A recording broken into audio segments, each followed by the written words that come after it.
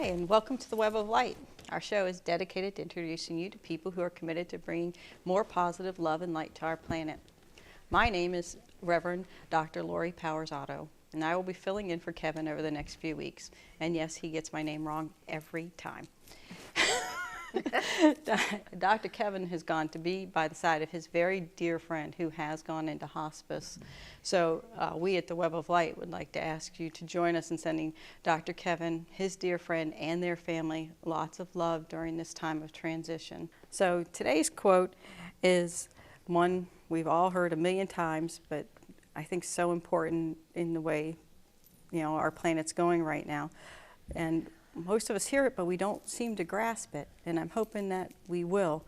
It's no act of kindness, no matter how small, is ever wasted.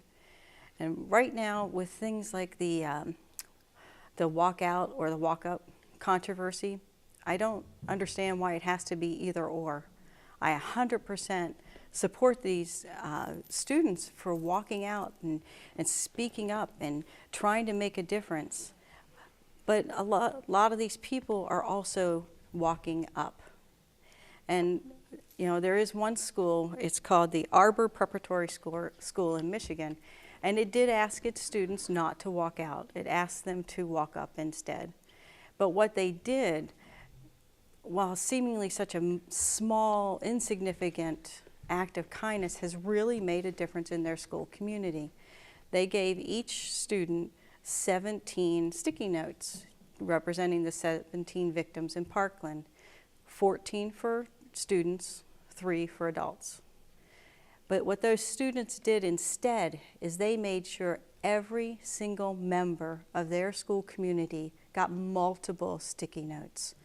Every student, every teacher, every member of their staff, the janitor, everybody that's part of that community. So they stepped up. They walked up in a big way. And, I've heard so many people say, but that's so little. But it made a huge difference for so many of those people. They let them all know that they were loved and they were thought about and that people care about them. And, if we can all do just those small little acts of kindness, we can make a big difference. So that's my quote. And as always, we have Dorothy Morgan in, our astrologer here at Web of Light, and she's going to tell us what the upcoming energies are going to be. So, welcome, Dorothy. Oh, hi. It's nice to have you. We don't need to be nervous. I'm always nervous, too. I'm always nervous coming on here. Just, there's a camera in my face. There's a camera in our faces. Sometimes that's a little nerve-wracking for people. Even though we know our stuff and we talk to people all the time. Once in a while, it's just like, ooh, butterflies. We're not professional TV people, right? No, not yet, no. As I can tell, as we can tell. And most people realize that we record these a little bit ahead of time. And on the day that we're recording this, we have a boatload of astrological transits, aspects just going on out there. And again, that's what I like to remind the audience, that's what these forecasts are. Even I do a daily forecast on my YouTube channel, which is on my website, and you guys can find that. There's always, my name's down here somewhere. And you can go to see the daily stuff, I check right? your stuff all the time. Yeah, it's excellent. But the reminder is like, this isn't necessarily personal. When I talk about the astrology of the month or even the astrology of the day, and I'll get to what today feels like and then we'll get to Taurus, it is that overall energy of where the planets are at this point in time out in the solar system. It just really has nothing to do specifically with you unless you know your astrology and you know where these things are falling in your chart, and some things affect people differently.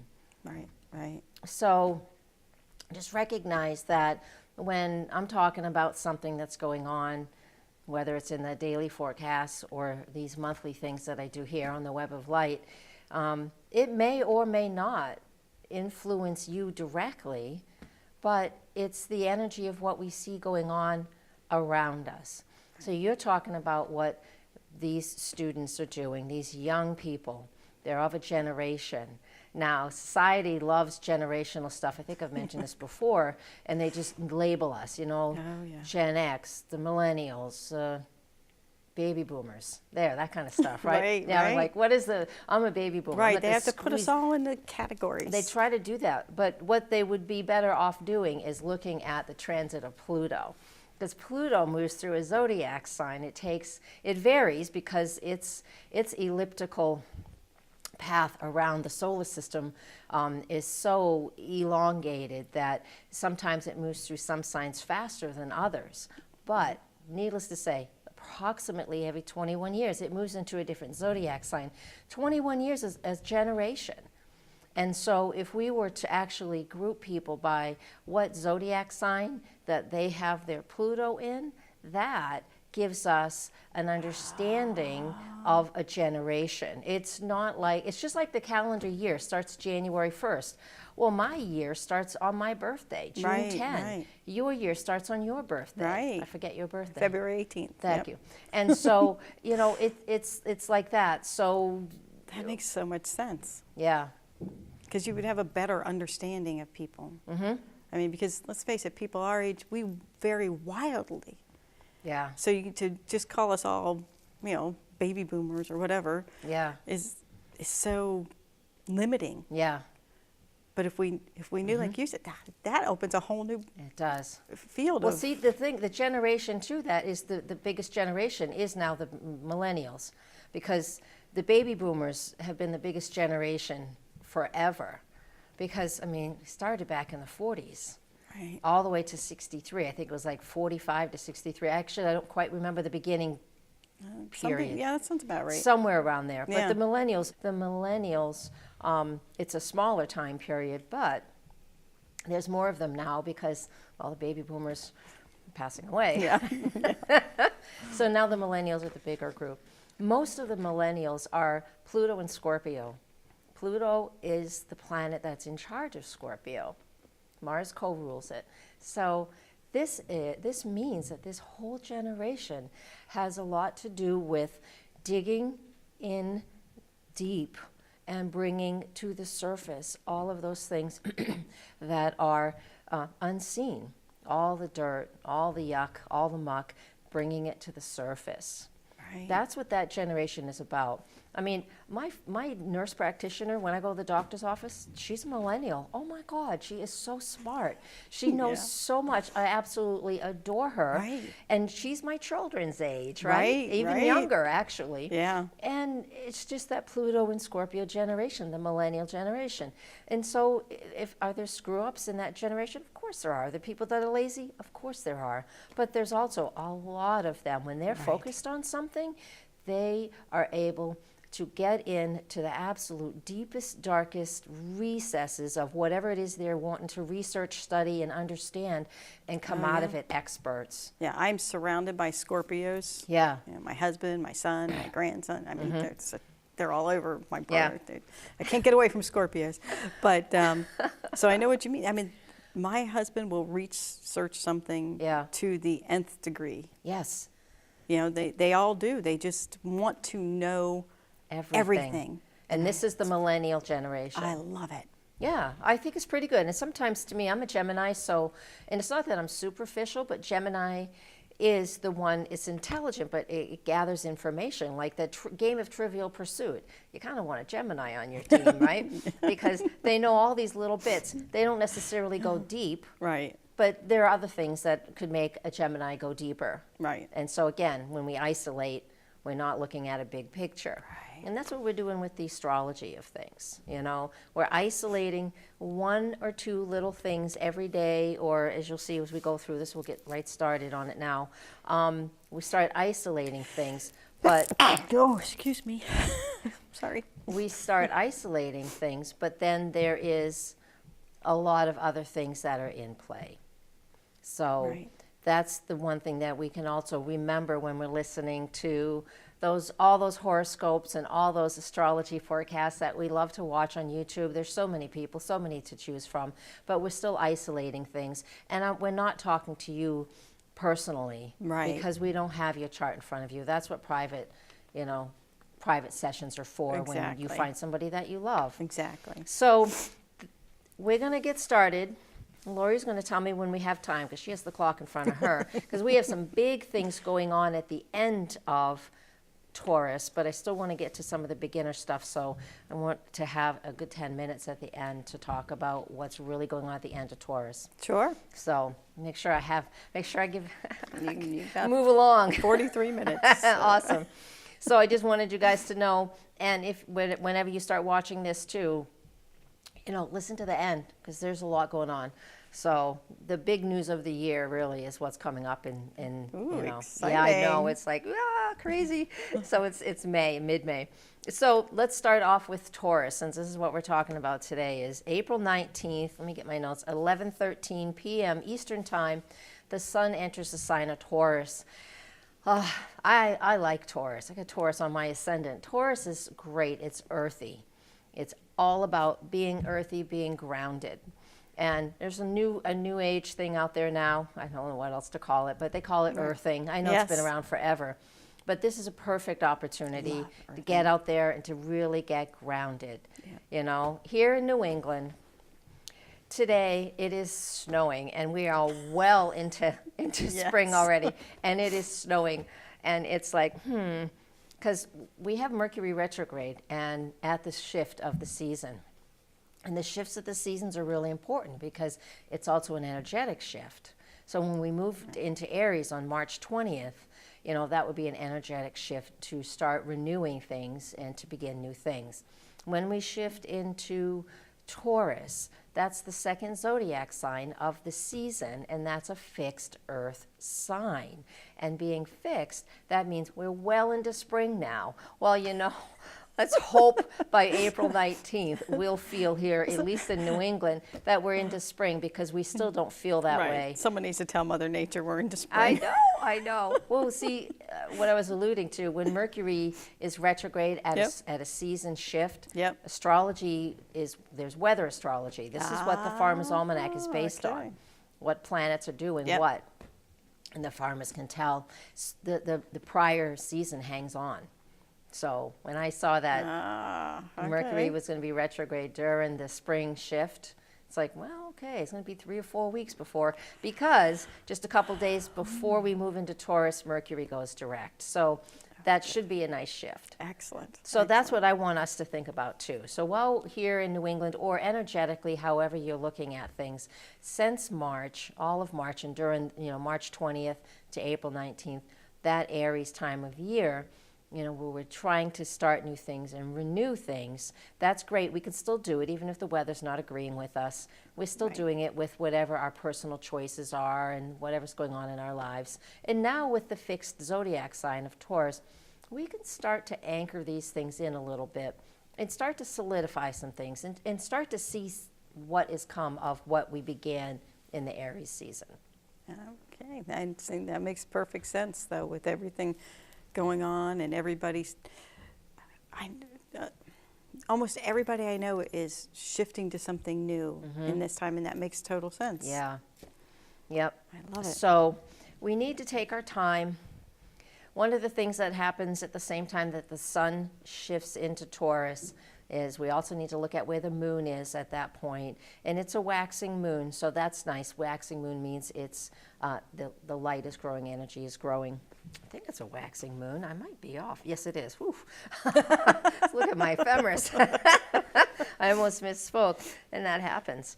But as we're moving forward, Mercury is just getting its forward movement, so we're now able to take steps. And the moon is in Gemini, and the moon in Gemini is very active, very gregarious, lots of chatty information. It's going to feel like the first day of spring, honestly, because it will hopefully. Nice. At least the 17th. I mean, yeah, the 18th, the 19th, the 20th. So right around the 20th, once the sun comes up over the horizon again, and the next day. So hopefully it will feel really good. Perfect. And that's that's the day before the Web of Light Right. Expo, which is Perfect. April 21st and 22nd. Yeah. And that's Excellent. Earth Day. Earth Day is which See? one of those? The 22nd, I believe, the Sunday. It is, yep. is the 22nd. See, perfect. Everything's Yes. lining up perfectly. Yeah, yeah. And so it's just a good time to go outside, come visit us at the Web of Light Yes, Expo. absolutely. That will be. We'll both be there, so We'll come all say be there. hi. Yeah, I'll be giving a lecture then on some of the retrograde things that will be going on throughout the year. But even though this isn't Mother's Day, that comes later in May. But this is also a really beautiful day and a beautiful opportunity to go out, plant some flowers, and just honor Mother Earth. Yes, absolutely. We'll get to Mother's Day Absolutely. later. So Pluto makes its annual retrograde motion on April 22nd. So on that weekend of the expo, Pluto is just sitting still. Not a big thing, but if you have a lot of research projects going on, they may take a little halt for a day or two or a week or so. Okay, good to know. April 24th, I'm going to scream through this. You guys, I'll have this written forecast on my website too. Excellent. I usually write it out and put it up there on the media page. So April 24th, Mars in Capricorn makes a really easy conjunction with Jupiter where it is. And this helps us. Mars has been in Capricorn for a while, for a few weeks now. Mars is movement and action and how I'm driven to do things. And Capricorn has a lot to do with building business, building solid foundation, really getting something underneath us to make us feel like really secure. Excellent, excellent. Yeah. Let me pull that up. What would you like to do with things like this? It's a really great transit. So I think, to me, we have, because Jupiter, where it's been moving for a little while now in Scorpio, it's been helping us to see what is under the surface for our own purpose. Right, right. Wherever we hold that Scorpio. For me, it's been, for example, 7th house, because the houses and the areas where these planets are moving are activating those areas in our chart. So to know your chart a little bit, get out some beginner classes, get some beginner courses, just get some beginner information under your Right, belt. yeah. So reports and things like this can be really helpful. Right. I'm good at and that. It makes sense. And it will make a little more sense for you. So also on the 24th, again, let me back up. I'm going too fast. With Mars and Jupiter together, we can really motivate us to work on certain projects or things that are going on. So wherever Mars and wherever Capricorn is where you feel business-like. Okay. Wherever your Scorpio is, which is 2 signs before Capricorn, is where you go through your deepest transformation in life. Jupiter has been moving through that sector since October. And it's in a retrograde motion now, which is no big deal for Jupiter.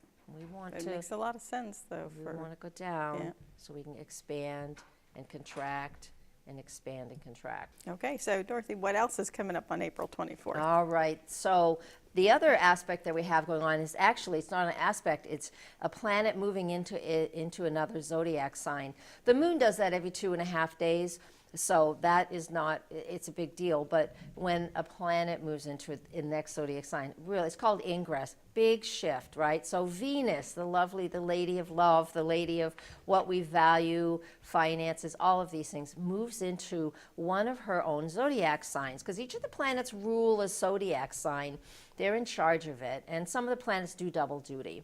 And so Venus is in charge of Taurus and Libra. She's moving into Taurus now. Yay. Nice. She's home. Does that mean we're going to get money, home. money, money? It's money. It's about money. It's about finances. It's about what we love, what we value. Nice. So over the next approximately 3 weeks, as she's in this sign, we have opportunities to redefine once again, because it happens approximately once a year.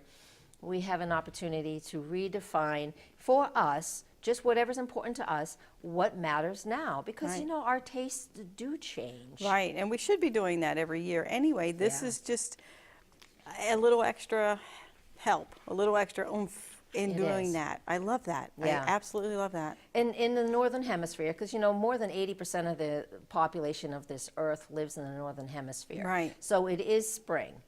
We're in the middle, smack in the middle of spring now, since the sun is also in Taurus, Venus is in Taurus. And I want you to go out at night, because this time of year, if you go out at night after the sun has set, but not that long, just within an hour, 45 minutes, an hour, maybe an hour and a half, but the sun sets and Venus is that evening star out there now, and she'll be that way all the way through till October when she retrogrades, and that's another story for another time. But that's one of my most beautiful things, to go out and just look at her.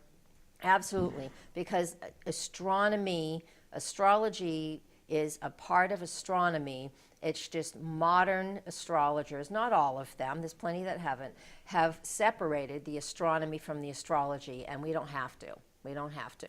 But go out there, look at beautiful Venus. She's just so romantic. So this gives us an opportunity. She'll stay in this sign until May 19th. So April 24th to May 19th, just really get grounded in just what you love and what is beautiful for you. And we all kind of want to, it's spring. Again, all of a sudden you put on less clothes and you're like, I might want to fix that a little bit. Let's look a little better. It's just that self-conscious feeling too of Venus, right? It's so important. It's so important. So keep that in mind. Write that down right now. That for that month, it's a period of feeling good and what we value, because the next transit is one that's pretty serious and deep. And it's every 18 months to 2 years. It varies by zodiac sign. Mars and Pluto come together. It's called a conjunction. Mars and Pluto are both the planets in charge of Scorpio. Okay, so are they working together or against each other? They're going to work with each other because they're buds. Mars was the traditional ruler of Scorpio. Pluto is the current ruler of Scorpio. They're both in Capricorn because they move. Right. They have their original home, which is the rulership, and where they are today or at any date and time is where they're moving through the zodiac belt. So they are together, and when they're together, they give us a moment or two, it's a good week or so, around April 26th, a period of pausing, so we can look at because of Capricorn, what we have built over the last couple of years. Because the last time they conjunct, 18 months ago, look back. I want you to look back, because the exact connection was October 19th, 2016. Look back. It wasn't in the exact number that they're at this point, because 2 years has gone by and Pluto's moved forward. Mars has come all the way around again. But this is deep patterns coming up for us to look at and examine, to see what, it's an opportunity to see what's going on behind the scenes, kind of like what program's running. You know, when your computer keeps, the fan keeps turning on and you know something's running in the background, and the only thing you can do, well, at least for me, Control-Alt-Delete, you open the task window, right? And then you can see what programs are running. And it's like, how do I even, that's not running. Why is it running? You see what's running in the background, what's kind of hidden. So that Mars, Capricorn, Pluto, Capricorn connecting can help us pull this up. A lot of people are afraid of this time period, though. Yeah. They're afraid to look at themselves, but this sounds to me like it's an auspicious time to do that. It's going to be easier to do it because it's the natural flow. Exactly. That's one of the key things with astrology, why you would want to listen to it. Even, I do my best, you and I have talked about this off camera before, I do my best to make this as simple as possible for non-astrologers to understand. Right. I know I say astrology words, yes. Most people do. And I know there are astrology words that come out of my mouth, but the next, or the part of the rest of the sentence and the other sentences will be what it means. So don't let those astrology words block you. That's the thing. So with the Mars and the Pluto and the Capricorn and all of that going on, this end of April, first week of May, with other things happening, it's your opportunity to see what solid foundation is underneath you. What structure is there? Do I need to change anything? Right. It helps us not have a false sense of security. Right, because we get lulled into these situations or relationships or whatever that aren't in our best interest. Yeah. But we trick ourselves into thinking everything's okay. So this sounds like this is a time for you to realize that maybe this isn't really what's best for you or what's working for you. Right. And so if you do know your astrology, the number of this aspect is 21 degrees of Capricorn. So wherever that sits in your astrology chart is a period where you're going to take the energy of Mars and really work with it. You're going to be motivated to make a change. You will be motivated to make a deep, significant change.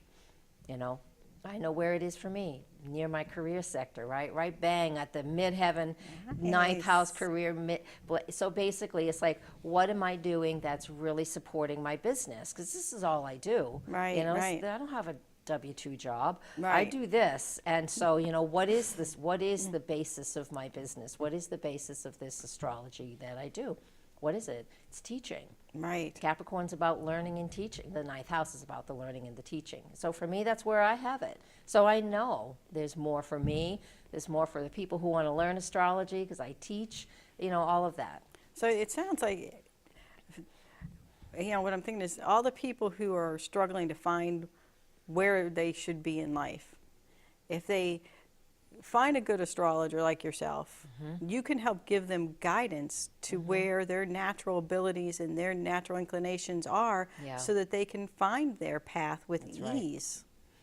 The biggest thing that happens for me especially when I'm doing a natal thing, if somebody, you know, just to get answers like that, is they'll sit there and they'll say, well, that's true. I know that. And, you know, and it's like, yeah, but I don't know that. And I'm telling you, these are the things about you. We've never met. Right. So when I'm doing a first time, I've never met them before, and they're just, you know, it confirms a lot of things. And then, so when it confirms a lot of things in a person's life, then they actually have their own empowerment.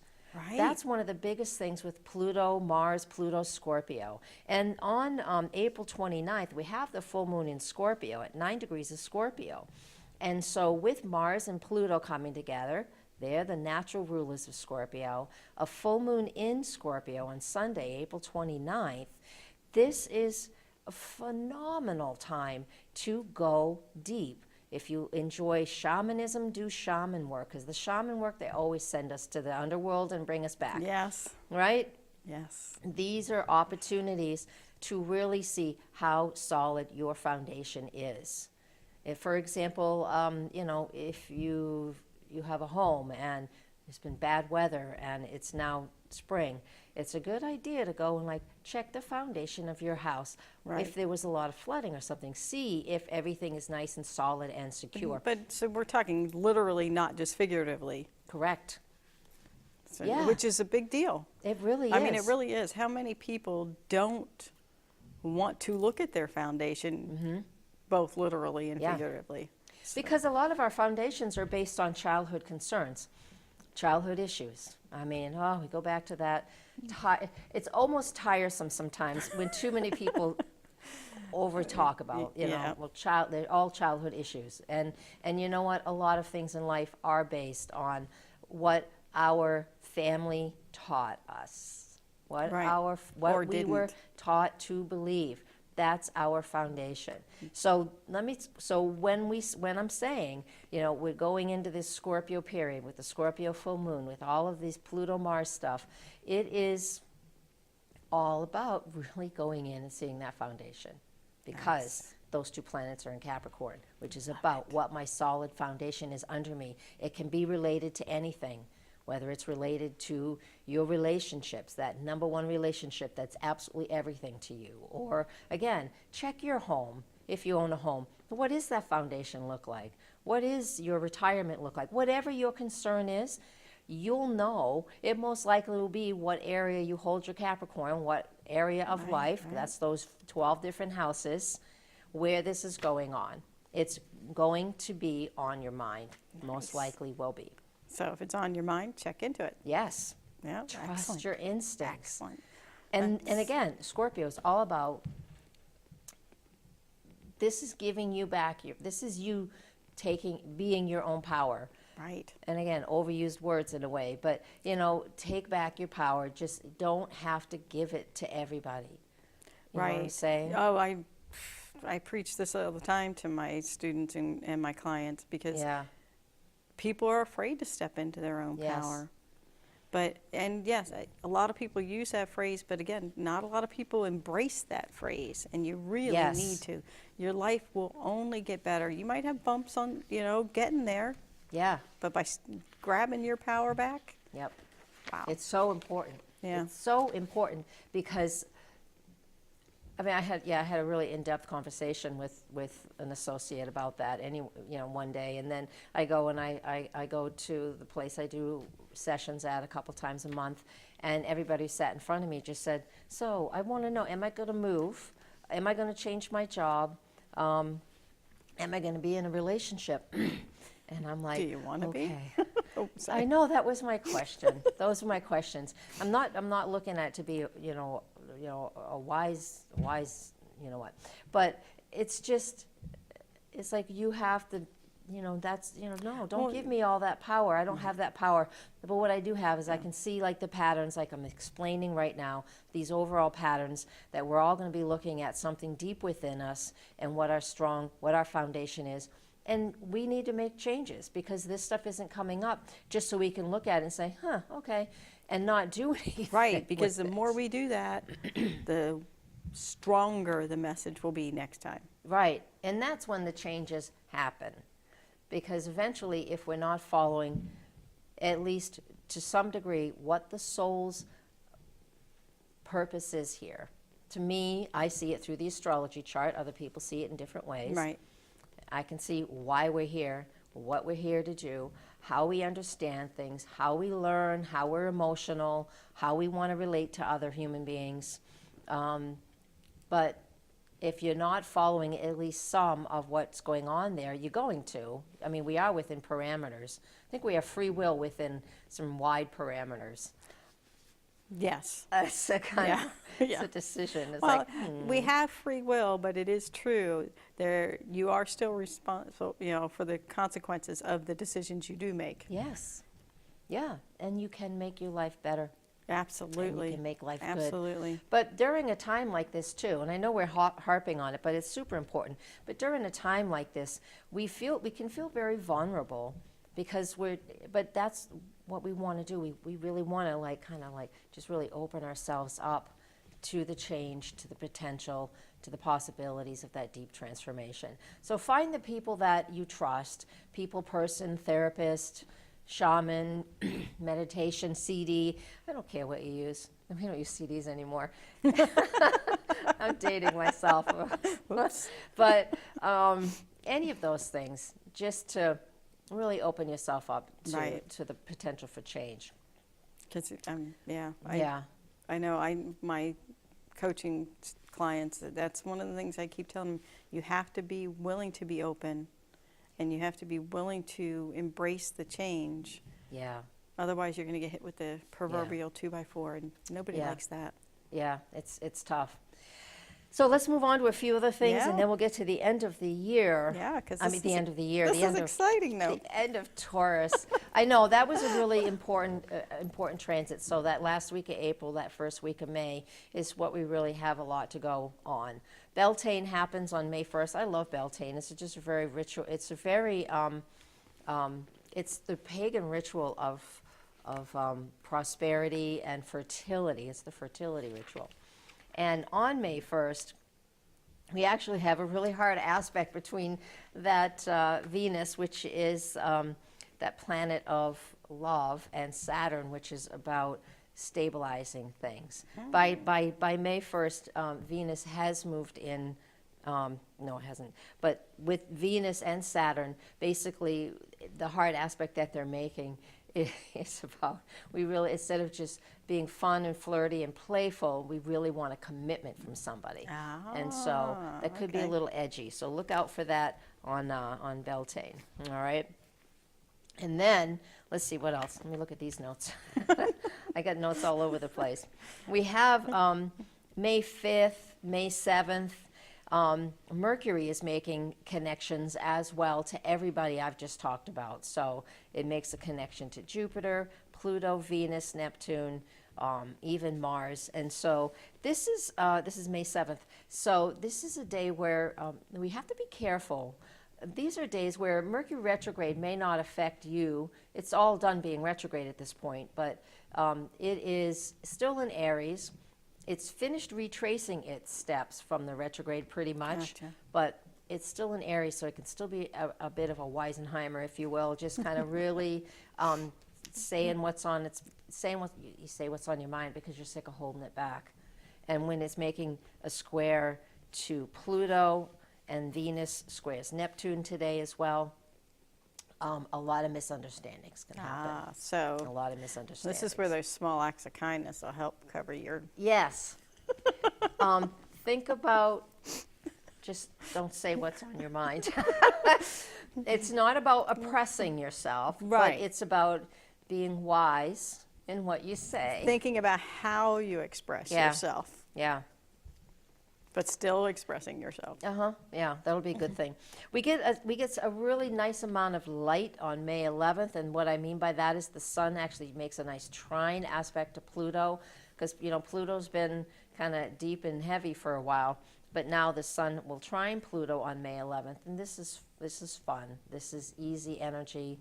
This helps us to move forward with some of the darker things that we've been working on, not darker evil, but just deeper. deeper Deeper things that we've things, been yeah. working on. But now it's a little lighter way to go with it. It is, because it's just like working inside all day on a nice warm summer day, and by 3 in the afternoon you're just like, all right, maybe I'm going to go outside, and you're like, it's like angels, choirs. I know, I can hear it. It's like choirs are singing, because it's like, oh my God, I've been inside all day. Why didn't I enjoy this? Oh, I love that feeling.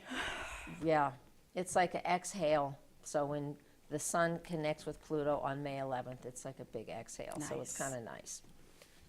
And then let's get to the big one. The big one.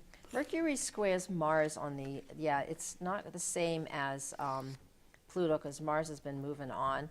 Mercury actually squares Mars on May 12th, and I believe that's Mother's Day. It's Mother's Day weekend. Yeah. May 12th is Saturday. Mother's Day is May 13th. So when Mercury is at that final degree of Aries, when it's near the final degree, when it connects with Mars in Capricorn on Saturday the 12th. And that's really edgy. That's very argumentative, because Mercury, again, it's at the final degree or two of Aries. And when anything is at the final degree or two of the sign it's in, we always have this sense of urgency that we haven't done something. We feel like we're forgetting something. Who hasn't walked out the door? It's Right. like, I know I'm forgetting something. Right. And so we're going to spout off. Uh-oh. We're going to spout off, and we're going to talk, and we're going to say what we don't mean, or we're going to say what we mean, and once the words are out there, regret is tough. So again, we need to think about it before we let it come out of our mouths. Yeah, that's a really important thing to do. Now, we can handle it in a positive way. We can always think about how it's positive for us. May 13th, Mercury enters the sign of Taurus, so that's on Mother's Day, so yay. So that is a little edgy, as long as we haven't been with the people that annoy us the most, which tends to be family, and who doesn't usually gather around Mother's Day. So try and be nice if you have family around and they kind of just pushy. I mean, I won't talk about my family on camera, but Yeah. we all have those moments when we just want to say something. It's good just to button the lip. So that's Right. Saturday. So on the Right. 13th, when we have Mother's Day and Mercury in Taurus, really traditional things. And again, this is where we could, even for those whose moms aren't here anymore, plant some flowers. Plant something living. I love to do that. I like doing that on my birthday, actually. I always tend to just plant something. Oh, I love that. I think that's so I've been doing wonderful. that for years. Flowers, a tree, Yeah. anything. Yeah, I used That's to plant wonderful. bulbs because they continue to, the annuals you just have to do every year, but I typically will find a perennial or a bulb or something and do it on your birthday. But even if you, and do it on Mother's Day, if your Right. mom's not here, and even Well, if even she if is. she is, it's a wonderful tribute. It is. I love doing it. It's just, and Mercury's in Taurus, the sun is always in Taurus, and again, Taurus is it's the most earthy sign that we have. It's that fixed earth, it's spring. We want to get our hands in the dirt, our hands in the ground. Wow. And then some people with Taurus are all about the super duper fancy things. So, buy jewelry, and bling and things that make you feel good. 'Cause, I like jewelry. I don't like expensive jewelry, though. I'm weird. Yeah. Wow. Well, this hour's going by fast. All right, so here's the big news of the day. How much time do I have? 10 minutes. All right, we can talk about it mostly. Yeah, we can talk about it. We have, just kidding, the new moon in Taurus, all right? It's on May 15th, but it's joined by Uranus entering Taurus as well.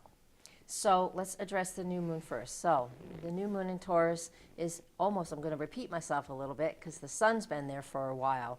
It's all about being very grounded, shifting into what we value more than anything else, and just shedding what's old so we can just feel really good. Now, Uranus on the same day, let me write down the time. The new moon's at 7:48 in the morning. Let me open up this. Now, There that it is. confuses a lot of people when they say the moon is new in the morning, because Yeah. everybody thinks moon night, but the moon is always there. The moon is always You just there. can't always see it. The way we see a new moon is when there's an eclipse.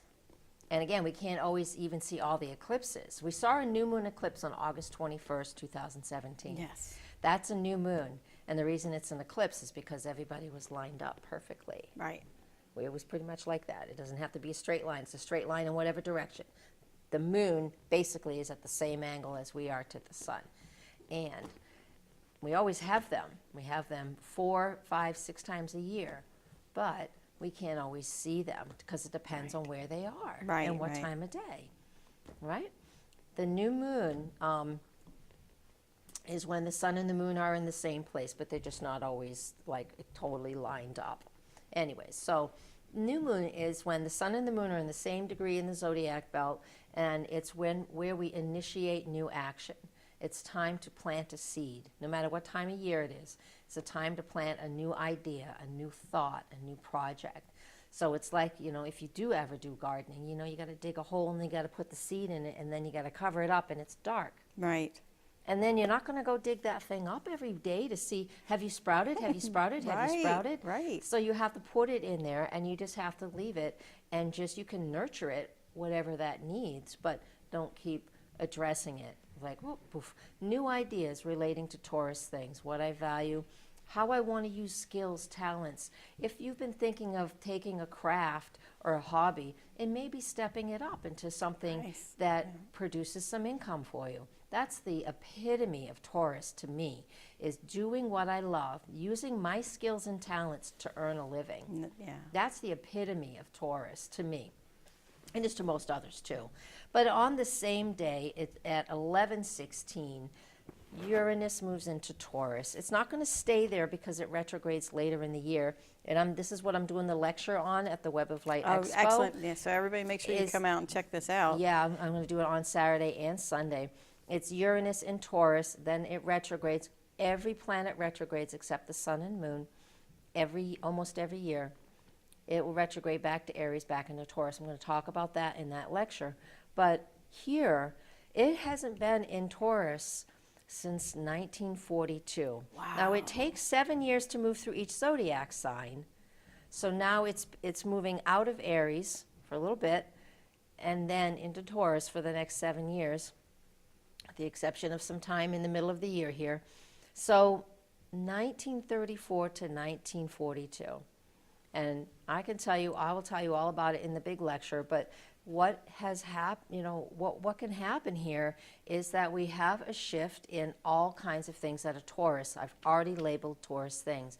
What I value, it's finances, it's the earth, it's the food we create, what we value. All of these things, this is just it in a nutshell, are going through a shift. This is a big deal. This is another humanitarian move. Uranus is the planet that's in charge of Aquarius. For the last 7 years, he's been in Aries. And this is why we're having so many breaks in what we think is important as individuals. And as individuals, we inspire groups. Groups are Uranus's territory. Individual is Aries territory. That's when Uranus has been for the last 7 years. It creates revolutionary activity in our own hearts and then in who we inspire. Just like these kids from Florida, especially that one boy. Unfortunately, I cannot remember his name right now. I'm sorry, but he has been, the biggest leader of all in inspiring this movement. This is Uranus and Aries. But now that it goes into Taurus, we're going to start to work on what we really value. All right? Nice. And we have the new moon in Taurus, so that gives it extra weight. It's not like you just have one cupcake. Now you have 2 cupcakes. Nice. So now you have more. And then we have, on the same day, May 15th, we have, where is it? Uranus. No, I already said Uranus. Mars moving into Aquarius. Aquarius is the natural ruler. Uranus rules Aquarius. This is a third component that connects. It's connecting the dots. I know it's a lot of astrological lingo, but it's all recognizes that now you have a dozen of something instead of just one. So we are this is very exciting. This is a period of revolutionary change. This is a period of shift. Mars will retrograde later in the month of Gemini, I think. So he's going to retrograde in that sign. Mars only retrogrades once every 2 years. So this is telling us that there's a lot of humanitarian changes, a lot of changes based on groups that are outdated, old-fashioned. They're breaking up to be new. Social media is going to go through a big overhaul. We've already kind of seeing it already. Maybe, who knows? So that's going through a big overhaul as well. So then, May 16th. A few minutes left. Huh? Just a few minutes left. Okay. Then on May 16th, I think that's May 16th. Let me make sure I have this. Sometimes, yeah, I do. Since Mars and Uranus are both at 0 degrees, they have just shifted to new signs. Again, astrologically, that's a big deal. When Mars and Uranus are square, they create tension, and these are fixed signs. So the day after this new moon, and these are at the midpoint of where the eclipses are this year as well. Oh, wow. So the eclipses we had January 31st, February 7th, and then we have some in July, 1 in July, 1 in August, 2 in July, 1 in August. And this squaring of Mars and Uranus, where the eclipses are, everything is connected with big shifts and changes in the world. Sounds like a big year coming up. It is a very big year. I think everybody needs to make sure they stop by and hear you talk about this, because this is a big deal. It is a big deal. It's a big shift coming for our planet. It is. And even if that sounds like too big for you, what we do with this is just in our own life, what means something to you. It doesn't mean we're all going to go out there and get our, I'm not an activist. But Aquarius also rules astrology, so I use it that way. But I'm not an activist in any way whatsoever. I don't want to do that in this life. But other people are, and they can do that. But what I can do is I can just inspire change in individuals. So it doesn't mean, just because it's about global shifts and big groups and big changes, it still doesn't mean that the individual can't step into what's important for them. Right, it's still personal. It is still personal because it's still going on somewhere in your life. And whenever Mars and Uranus are square, it creates a lot of tension and sudden change. Things break. Because we haven't been moving with what we've been pushed to be moving with. Right. Because so many people are afraid of change. Yeah. Change is the only consistent thing in the whole world. Change and tension, they're not. And taxes. Right. Well, taxes can be bad depending on your situation. I don't like it. But change and tension, they're not bad words. They're not something to be afraid of. Right. I mean, there's times when tension's a very good thing. Yeah, And there's time when change is just a wonderful stroke of luck. it is. It is. So when we have this going on, you know, the most important thing, we'll tie this whole thing up, is know what you love. And if you have something that's changing, whatever, that's fine. But we're really focusing on what we love and what we value and what we hold dear. And really appreciating that and not taking it for granted. So slowing down and recognizing that what you have is valuable, what you do is valuable, you are valuable, and just feeling really comforted at home with your family. Excellent. Thank you, Dorothy. Thank you. And thank you, as always, for doing this for us. Everybody, come out and see Dorothy and I and Dr. Kevin at the Web of Light Expo, Earth Day weekend at the Courtyard Marriott in Nashua. Thank you.